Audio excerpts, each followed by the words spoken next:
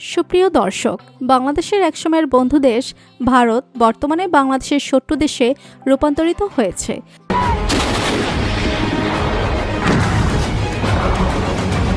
স্বৈরশাসক শেখ হাসিনা সরকারের পতনের পর বাংলাদেশের উপর ভারতের আধিপত্য একেবারে তলানিতে ঠেকে গিয়েছে, যার কারণে যে কোনো মুহূর্তে ভারত বাংলাদেশের উপরে আক্রমণ করতে পারে বলে ধারণা করা হয়েছে। ভারত বাংলাদেশকে প্রতিনিয়ত দখল করার হুমকি দিয়ে আসছে, যদিও এগুলোকে রাজনৈতিক বক্তব্য বলে উড়িয়ে দেওয়া যায়। যদি সত্যিই ভারত বাংলাদেশের উপর আক্রমণ করে, তাহলে কি পরিস্থিতি এসে দাঁড়াবে? বাংলাদেশ কি পারবে পৃথিবীর চতুর্থতম শক্তিশালী দেশ ভারতের সাথে যুদ্ধে লড়াই করতে, নাকি ভারত বাংলাদেশকে আক্রমণ করলে নিজেই বিভক্ত হয়ে যাবে, নাকি আলাদা হয়ে যাবে সেভেন সিস্টার? আজকের এই ভিডিওতে আমরা জানতে পারবো, ভারত যদি বাংলাদেশের উপর আক্রমণ করে তাহলে কোন ধরনের পরিস্থিতিতে পড়বে বাংলাদেশ কি পারবে ভারতের বিপক্ষে মোকাবেলা করতে? বিস্তারিত জানতে ভিডিওটি না টেনে শেষ পর্যন্ত দেখতে থাকুন। ভারতের যে পরিমাণ সামরিক শক্তি রয়েছে তাতে ভারতই আগামী দিনে দখল হতে পারে, কারণ ভারতের প্রতিপক্ষ চীন এবং পাকিস্তান মোকাবেলায় তাদের সামরিক শক্তি যথেষ্ট নয়। সেখানে বাংলাদেশকে দখল করা ভারতের জন্য শুধুমাত্র স্বপ্ন। ভারতীয় সেনাবাহিনীর সংখ্যা প্রায় 13 লাখ, যা চীনের পর পৃথিবীর দ্বিতীয় সর্বোচ্চ সৈন্যের অধিকার দেশ।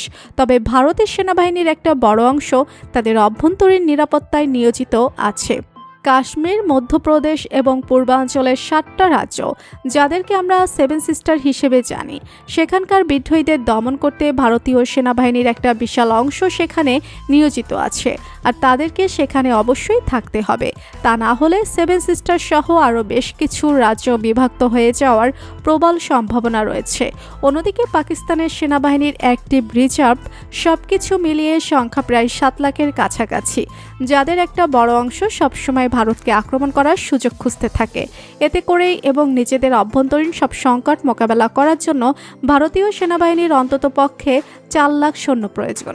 এখানেই শেষ না, ভারতকে অবশ্যই চীনের আগ্রাসন থেকে বাঁচার জন্য আরও 3 লক্ষ সেনাবাহিনী চীন ভারত সীমান্তে সবসময় মোতায়েন রাখতে হবে। কিন্তু অবশিষ্ট 2 লাখ সৈন্য নিয়ে ভারত যদি বাংলাদেশে আক্রমণ করতে চায়, তাহলে সেটা ভারতের জন্য হবে নিজের পায়ে নিজেই কুড়াল মারার মতো। কারণ সামরিক বিশেষজ্ঞরা মনে করেন, কোনো দেশকে দখল করতে গেলে সে দেশের শক্তির চাইতে 3 গুণ সৈন্য থাকা প্রয়োজন। মজার ব্যাপার হচ্ছে, আপনি যুদ্ধবিমান দিয়ে শত্রুর দেশকে শুধু ধ্বংস করতে পারবেন, কিন্তু দখল নিতে গেলে অবশ্যই আপনাকে সেখানে মোতায়েন করতে হবে পদাতিক বাহিনী। তাই ভারতের 2 লাখ সৈন্য দিয়ে বাংলাদেশকে দখল নেওয়া সম্ভব না, কারণ বাংলাদেশের সেনাবাহিনীর সংখ্যাও একেবারে কম না। যার কারণে বলা যায়, এই পরিস্থিতিতে ভারতীয় সেনাবাহিনীর জন্য বাংলাদেশকে আক্রমণ করা অসম্ভব। তবে সমর্থন দেওয়ার মতো সমরাষ্ট্র থাকলে অর্ধেক সৈন্য দিয়ে আগ্রাসন চালানো সম্ভব। যেমন ব্রিটেন, ফ্রান্স, যুক্তরাষ্ট্র, এদের অন্য দেশের উপর আগ্রাসন চালাতে এদের খুব বেশি সৈন্যের প্রয়োজন হয় না, কারণ বিমান বাহিনীর অব্যাহত সমর্থন পেলে কম সৈন্য দিয়ে যুদ্ধে জয়লাভ করা সম্ভব। তাই ভারতীয় বিমান বাহিনী সক্ষমতা সম্পর্কে আলোচনা করা দরকার। বিমান বাহিনী বলতে শুধুমাত্র যুদ্ধ বিমানকে বোঝায় না, বিমান বাহিনীর লজিস্টিক সক্ষমতা এর থেকে বেশি গুরুত্বপূর্ণ। ভারতীয় বিমান বাহিনীকে লজিস্টিক সাপোর্ট দেওয়ার মতো কার্যকর হেভিওয়েট পরিবহন বিমান রয়েছে 10টি, মিডিয়াম ক্যাটাগরিতে রয়েছে 30টি।